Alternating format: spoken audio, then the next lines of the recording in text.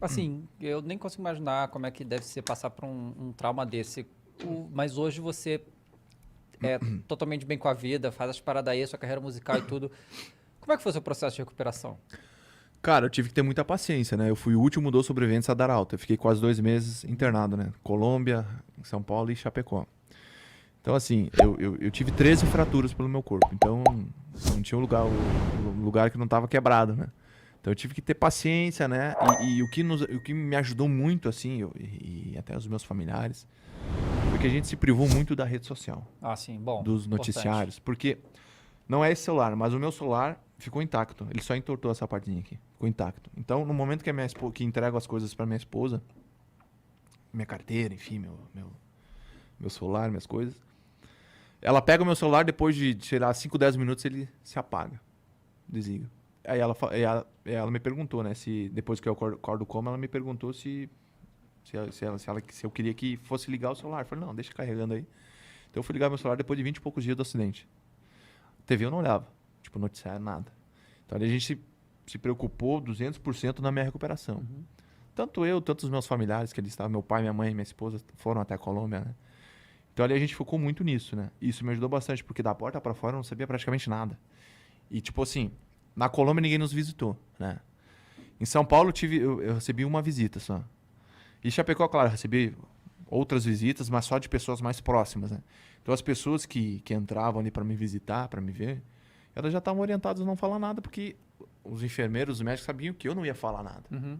Se eu fosse falar alguma coisa, seria para meus pais ou para os médicos. E foi isso que aconteceu.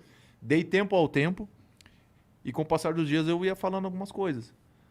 E aí os médicos iam me informando. Não, aconteceu isso. Não, tu tá certo, sabe? Isso me ajudou bastante, sabe? Então sofri muito calado, assim, também, sabe? Sofri muito sozinho, assim.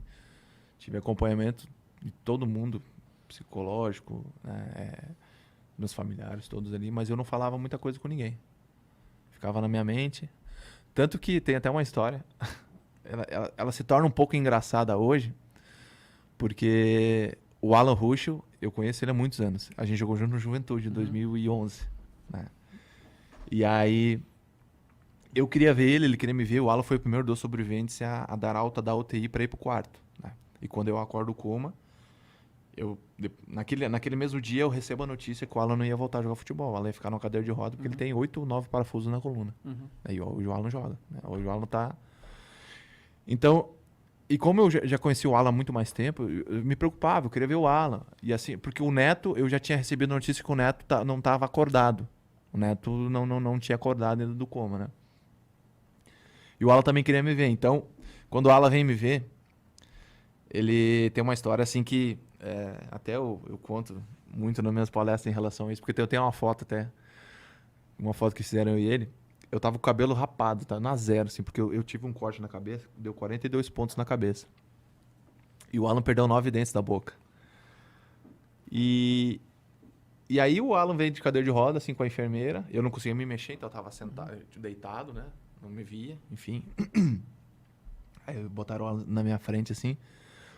Aí a primeira frase que o Alan falou pra mim, ele olhou pra mim e falou assim, mas tu tá feio, hein, Foma? A primeira frase, cara. Então, eu conto isso porque, cara, nós tava, como diz o gaúcho, nos pés da égua, né? E, cara, e tirando sarro um com o outro.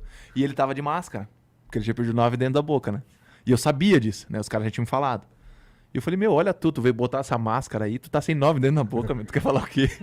Então, tipo assim, aquilo nos ajudava, querendo ou não, nos ajudou muito. Né? E quando ele entrou e falou isso, eu falei assim, e outra coisa, ó, eu não quero saber nada do acidente, tá? Eu falei assim pra ele. Porque o Alan é muito de contar, o Alan é um cara... O Alan também tem uma cabeça, assim, sensacional em relação a isso, às dificuldades, né? E ele sabia muita coisa, né? E eu falei assim, ó, não quero saber de nada, não quero saber o que tu sabe. Pai, meu pai tava junto. Pai, não quero que vocês fiquem conversando. E o pai, não, fica tranquilo. Então ali eu já cortei o negócio, porque eu sabia que o Alan ia começar a perguntar várias coisas também, né? E falar algumas coisas. Mas isso se torna engraçado hoje porque, poxa, a gente tava totalmente ruim ali, né? Lutando pela vida e tirando sarro um com o outro, né, cara? Então isso, até lutando pela vida, a gente tava, né, com frases e pensamentos positivos, né? Isso ajudou muito, né, cara? Tanto eu quanto o Alan, quanto o Neto, né? O Neto é um cara mais reservado, mas o Neto é brincalhão também, né? Então isso ajuda muito ajudou muito a gente naquele processo, né? Nos ajuda até hoje, né? Hoje eu tô aqui em São Paulo, o Alan tá em Minas, o Neto tá em Chapecó, a gente tá em cidades e estados diferentes, a gente se fala todo tempo, porque a gente sabe a importância que é, né?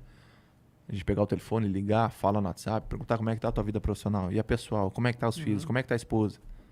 Ah, não sei o que, eu vou te cobrar, ou ele vai me cobrar. A gente tem total liberdade para isso. A gente sabe que os três juntos a força é bem maior, né? Então Entendi. a gente... Quando tu acordou